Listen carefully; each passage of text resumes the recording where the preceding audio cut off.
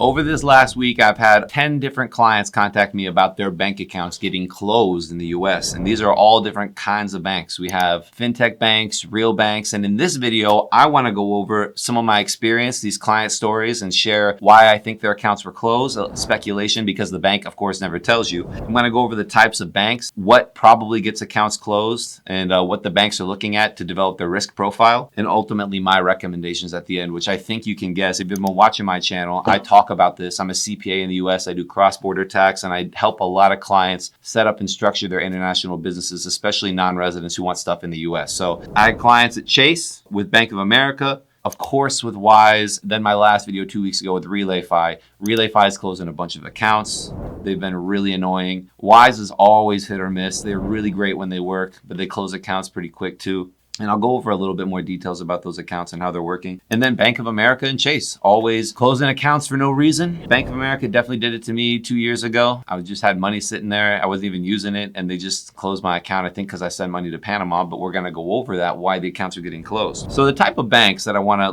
illustrate in this, when we went over all of them in those examples, we have fintech banks, which are the software companies like Mercury partner with banks like the Community Savings Bank that they partner with. It's really, you're working with Mercury, which is a software company which connects with a partner bank, which you don't really ever talk to, but they are the ones really holding your money. Generally, these are great because they have good software, they're easy to apply to, easy to open to, and they just have better functionality for doing business. The pros are they're quick and they have better software. The cons are they close accounts easier. You don't really have a relationship with the people who are holding your money. So that's like a definite con that I've gone over in last videos. Now we also have EMIs, electronic money intermediaries, which is like Wise, AirWallex, or the Payoneer. They're even more disconnected from the banks. They're not even licensed by banks, but they hold your money and they manage the money in certain ways. But it's really it's just really a website that you can move money to and from and through, which is essentially what Wise is. Wise has all the protections about how they keep your money safe, but ultimately it's not a bank. So I don't recommend clients keep a lot of money in Wise, but they're great for doing transactions. It's a money intermediary, a money business, and they're really just for getting paid by clients. So if you send me a wire, you want to work with me, I'd love to work with you. You can send me a wire, it's going to my Wise account.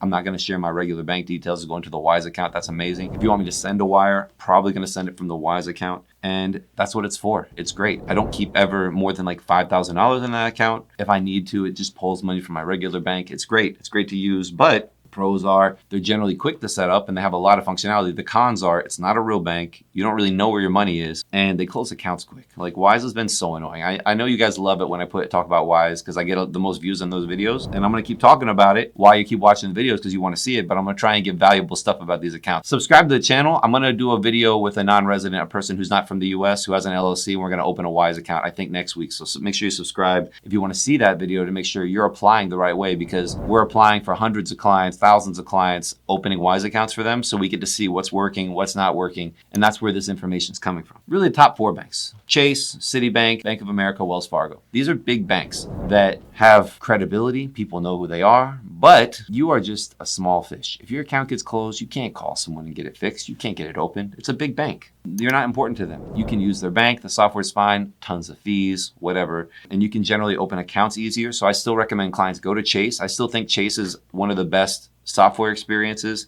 It's the most reputable bank in the US. It's the biggest bank in the US. It's not going to fail.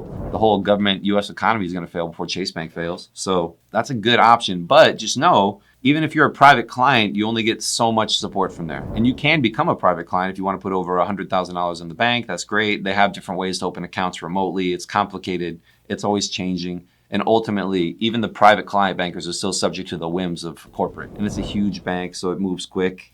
There's pros and cons to it. The pros are it can be quicker to open an account, especially if you're in the US. The cons are they kind of close accounts for no reason all the time.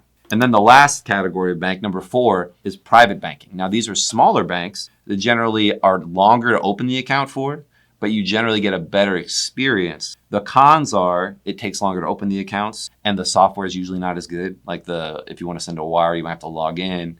It's not as good. But Paired with like an EMI, it can be more safe. It can be just as easy. You can do all the transactions with your EMI, with your softwares, and then you can get a more secure bank that probably won't shut you down as easy because they know what you're doing. They've done more KYC to get the account open, so they have higher thresholds for closing accounts. You have relationships with them. They're still FDIC insured. And we've been doing a lot with private banks. So with a lot of our clients, if you want to work with us and you want to open US accounts without traveling, some of the unique options that we have that aren't just available online are with private banks, like smaller banks that we've worked with that we know, that we refer clients to based on their kind of business, where they're from, their profile. And that's how we get our accounts open for our clients. It's been a good experience because this is like a unique offering for us, is that we can private, like what global banks did a couple of videos ago with foreign accounts. We have a lot of connections with US banks and US accounts. So we really want our clients to get banking. We still usually recommend Mercury to most clients just because it's a great software. It's easy to open. And when they close your account, they give you like they'll transfer to another bank, and it's still one of the better softwares. So I'd still usually recommend that for most people anyways.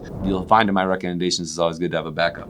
I went over the types of banks, the pros and cons of each. I think that's really helpful. Give me a like and subscribe if you think that's helpful. If you're new to the channel, send it to your friends if you think they should watch this. Now, the really important stuff. What gets accounts closed? What are you doing that is getting your account closed? And I have really 4 big reasons here of things you should consider when banking in the US that could be affecting how your account is seen. Because ultimately, banks work on risk. Banks are all about like, let's get as much money as we can with as low risk as possible. That's it, right? They want to get money and they want to lend it out at as low risk as possible. So it's all about your risk profile. There's a lot of things that comes into it. Let's start with number 1 is business type. What kind of business are you doing? Are you running a crypto lending firm? It's high risk. That's a super high risk. They're not going to open your account. If you go in and say cryptolendersllc.com, they're not going to open an account. No bank's going to work with you. So that goes like business type and business name. Sure, it goes hand in hand. If you are doing like the other end of it, let's say you bought an apartment in the US and you want to rent it. You need to collect rental income, rental expenses. That's really, really low risk because it's fixed. You're like, look, I'm going to get paid from a tenant and I'm going to pay a contractor to fix the floors and I'm going to pay utility bills, and that's it. That's pretty low risk. So the types of businesses between like a consulting business sometimes can be like e-commerce and consulting, which are most common among my viewers, my clients, because I'm working with a lot of online business owners. E-commerce isn't bad, but we'll get into the next section. Consulting can be vague, if just like consulting and you just want an account. You know, it depends what you're doing with your consulting. Maybe you're a software consultant, that's fine. It's not usually like necessarily high risk to be a consultant. I'm just saying like it's getting more looked at because everyone's essentially a consultant. If you open an LLC and you like, I'm gonna do some kind of business, I don't know, we're gonna probably say you're a consultant because we have to say something and we have to put a website together and like it builds on your risk profile. Do I know if it's worse or better to be a consultant? Honestly, you just be honest with the bank and try and operate within the flows of this. Like this also comes down to, let's go to number 2, transactions. What kind of transactions are you doing? Now this is who's paying you. I think this is where I've had problems in the past. If you're watching this, you might be from Pakistan, you might be from Albania, you might be from Turkey, you might be from Argentina. Comment or like if I mentioned your country. But if you are and you want to work with me and the way you can pay me to work with me is by sending a wire, that means I'm getting wires from Albania, from Turkey, from Argentina, and from Pakistan in the same month to my bank account. The bank's like, what the heck is going on? This is crazy. Risk is going up a little bit, right?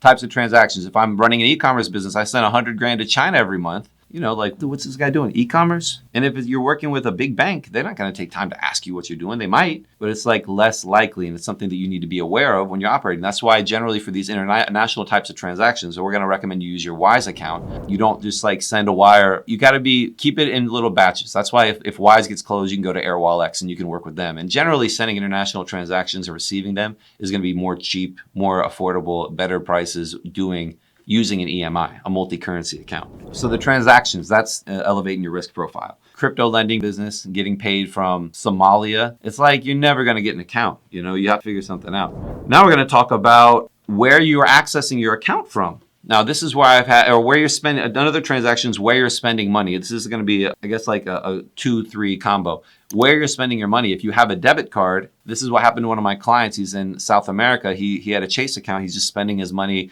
locally. And it's not a problem for most people, but for this guy, I think that's why they closed his account. He was traveling to Central America, to certain countries, and spending money on his debit card. And they just like, we're going to close your account. They had to mail a check to our office. This is a client, so we're going to help him get another account, deposit the check in a different bank. We're going to figure it out, but it's still a headache. It's really annoying because he had a Chase account open. It was working great. And certain countries, you can't spend money in those countries because they don't want you to be living or doing business in those countries. If you're going to the Philippines and you're going to be living in the Philippines and spending money every day there, but Philippines is a restricted country, could get your account closed. Just that's something to consider. Now, the next one, number 3, is where are you accessing the account from? If you live in Venezuela and you have a Bank of America account and you're on your local Wi-Fi in Venezuela and you try and log in, they know that. They can see that. They can see where you're accessing the account from. So you need to be aware of how you're accessing your account, where you're accessing from. If you're using a VPN, they might be able to tell. Ideally, you're using like a virtual private server and you're accessing online, or you can find a bank that'll let you access it locally. That's just something to consider. I'm not saying if you access your account from Venezuela, they're going to close it.